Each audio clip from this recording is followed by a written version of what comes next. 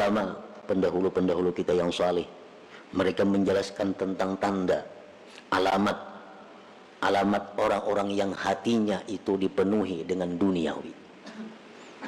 Alamat hati yang tidak bisa ditembus oleh cahaya Islam dan iman. Nah, yang pertama, ya'taqidu annal asbab yu'atsiru ma'allah. Ini tanda orang yang hatinya gelap, yang kadangkala ditembus oleh sinar iman. Orang yang mengiktikadkan bahwa sebab itu memberi bekas beserta Allah. Dalam hatinya nih sebab itu menentukan.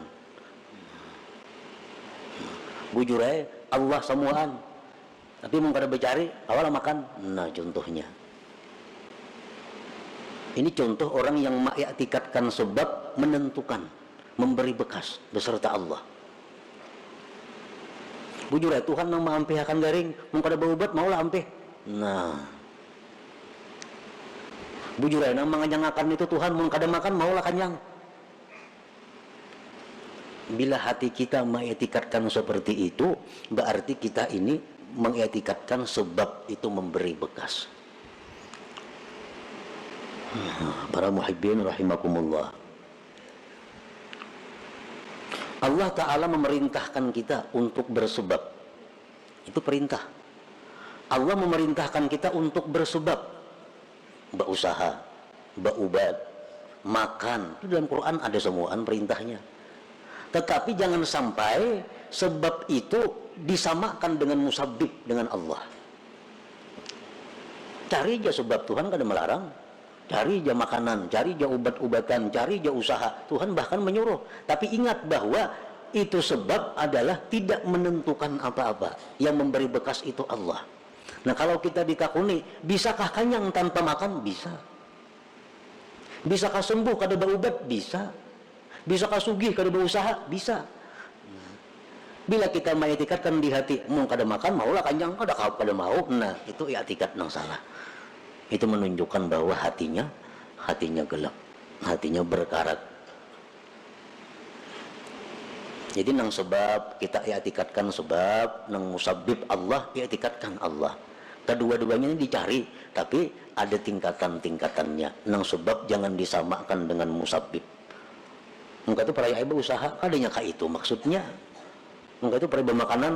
Nah, Allah menyuruh makan, Allah nyuruh berusaha, tapi Allah melarang kita mengiktikadkan makanan itu nang mengenyangi. Itu aja yang dilarang Tuhan. Tuhan menyuruh berubat, tapi Allah melarang kita mengiktikadkan ubat itu yang menyembuhkan. Ayo coba ubat. Nah, pertama tanda orang yang hatinya berkarat adalah dia mengiktikadkan bahwa sebab itu memberi bekas beserta Allah. Yang kedua tandanya orang yang hati berkarat, la yakhafu bima aw'adahu Allah ta'ala bin nar awil azab awil la'nah. Dia tidak takut pada sesuatu yang diancam oleh Allah dengan neraka atau azab atau laknat. Dia kada takut. Jar Tuhan, kita jangan berzina. Zina itu azabnya pedih. Masih aja mau melakukan. Nah, ada takutan. Ujar Tuhan, ikan jangan mendekati zina. Ujar Tuhan, ikan jangan melakukan riba. Karena bila ikan riba itu, ikan bermusuh lawan aku. Tetapinya riba. Maka ada takutan. Nah, ini tandanya. Hati itu sudah masghub di dunia ajilah. Ya Tuhan, jangan melakukan ini, ikam dilaknat kena. Tahu aja orang cakayan dengar di ceramah, di TV, di radio, di mana-mana mendengar ini jangan nih dilaknat, tatap aja digawi. Nah, ini hatinya sudah kata-kata ditembus lagi oleh cahaya iman, Islam dan ihsan. Yang ketiga, la yarju fima wa'adahu Allah Ta'ala minal jannah awir ridwan. Dia tidak mengharap, tidak tergiur dengan janji-janji Allah daripada surga dan keridhaan. kada tergiur. Biar Tuhan ikam laksanakan ini, balasannya surga bidadari 1000 orang, kada ada beliau liur. Kada ada hendak, kada ada berminat, kada menyambut. Hati ini kada menyambut.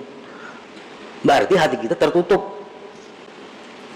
Al-Quran mengatakan, hadis Rasul mengatakan, baca ini, baca ini surah ini, baca tiap malam. Tumat saja bacanya. Bila ikam baca surah itu, ikam kena mati ke surga, dirabutakan bidadari. Ada tak baca-baca.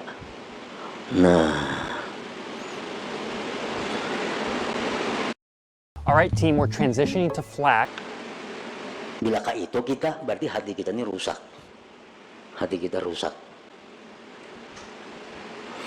Yang keempat, la yantafi'u bil ilm, kada kau mengambil manfaat lawan ilmu. Mengaji ya, turun aja tiap kali pengajian, perajinnya lagi. Tapi kelakuan tatap kada berubah-ubah.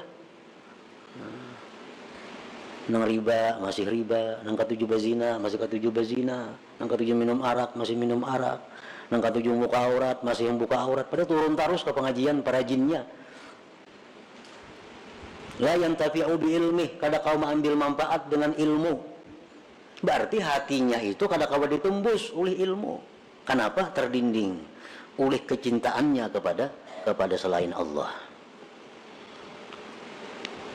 Yang kelima, la yantafi'u bi mukhalatatis salihin, kada ada mengambil manfaat dengan bakawan bergabung lawan orang saleh. Kawanan ini orang-orang alim, kawanan tuan guru, pas itu kamari.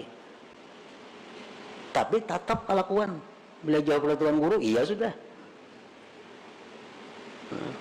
Bapakaiannya, pamandirannya, kelakuannya, kayak kada orang bakawan tuan guru, kayak kada bakawan orang saleh, kada kayak bakawan lawan habaib.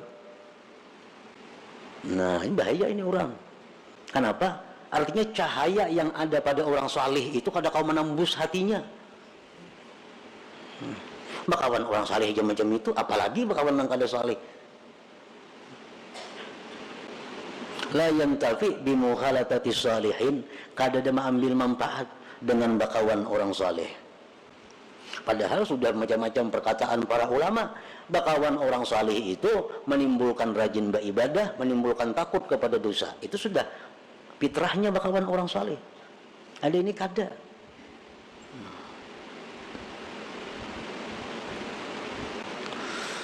Yang keenam, tanda orang yang hatinya gelap gulita, la yabki bi dzikri maksiatil lati amilaha.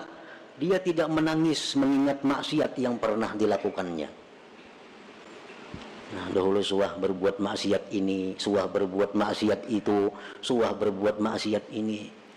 Keingatan kada apa-apa. Kada ada pina menyesali, apalagi menangis. Padahal zikrul maksiat, mengingat maksiat itu merupakan sesuatu sebab yang paling segera membuat menangis bagi orang yang hatinya terang, hatinya lembut.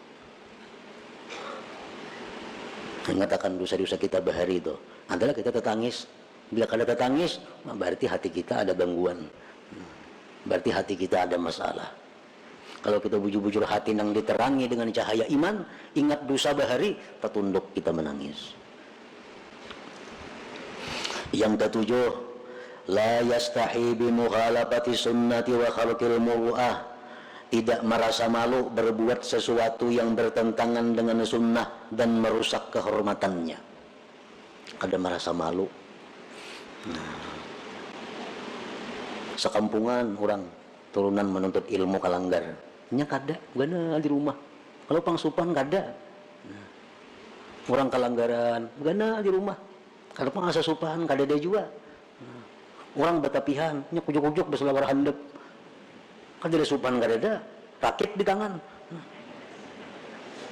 Kada ada supan. Ini parak maghrib arina. Kada ada supan. Berarti hati orang ini sudah kada kawa ditembus lagi dengan cahaya iman. Yang kedelapan, la yakhsaru bi tarkit ta'ah, tidak merasa rugi meninggalkan taat. Kada merasa rugi. Ada orang taat berbuat ibadah, inya kadang gawe, kada daerah serugi. Nah kalau orang-orang beriman macam sahabat Nabi, para tabiin, generasi-generasi pendahulu kita, kalau orang tuh kada sampat misalnya sembahyang berjamaah karena ada masalah apakah kelalaiannya, kada sampat tuntung ke masjid, orang sudah bubar berjamaah, mati-matiannya menangis, menyasar rugi karena kada sempat berbuat taat ini. Nah itu tanda orang hati yang terang. Kehilangan kesempatan berbuat taat itu kerugian yang besar. Bila kita kada merasa rugi, nah itu ada masalah. Hati kita ini ada kegelapannya. Yang kesembilan, la yajidu halawatat taat, dia kada merasakan manisnya taat. Nyata ibadah kada ada senyamannya. Ibadah itu kada ada nikmatnya. Orang nang gelap hati itu jelas sudah ibadahnya kada nyaman. Nang apa aja nak lakas tuntung, membaca yasin nak lakas tuntung, membaca Quran apa nak lakas tuntung, umpat pengajian nak lakas tuntung, kada nyaman. La yajidu halawatat ta'ah, dia kadang menemui manisnya taat. Padahal taat itu mestinya manis, mestinya nikmat bagi orang yang hatinya terang. Yang ke-10, la yahtam bima asabal muslimin minal bala wal mihan, dia tidak prihatin terhadap bala musibah yang menimpa kaum muslimin. Orang kena musibahnya biasa-biasa, cuek. Orang kena bala, padahal mestinya begitu kita mendengar ada orang Islam kena bala, minimal kita mendoakan bahwa dia dapat keringanan, dapat kemudahan, ketabahan dari Allah. Itu paling kada itu. Nah para muhibbin rahimakumullah, berapa macam di antara 10 tadi yang ada pada diri kita. Bila komplit berarti buta hati ngarannya. Bila ke-10-nya itu ada. Nah jadi petunjuk para ulama, petunjuk daripada para ulama sesuai dengan apa yang disampaikan Rasulullah Sallallahu Alaihi Wasallam, cara mengobati hati yang seperti tadi, cara mengobati kelakuan akhlak seperti 10 tadi hanya ada 2 macam obatnya. Pertama, tobat kepada Allah. Yang kedua, banyak zikir. Tobat itu membersihkan. Membersih tobat, mahimpalas itu tobat. Nah, zikir itu mencilangi, mengkilatkan. Apa tadi ujar Nabi, likulli syai'in masqalah wa masqalatul qulub zikrullah. Tiap-tiap sesuatu itu ada pengkilatnya, ada berasuknya. Wa masqalatul qulub, pengkilat hati, zikrullah. Itu obatnya. Jadi bila 10 perkara itu ada pada diri kita, kita hendak selamat, kita hendak baik, tobat kepada Allah, banyak zikir. Nah, maka dengan demikian hati yang tadinya berkarat, hati tadinya yang gelap akan menjadi terang dan mengkilat.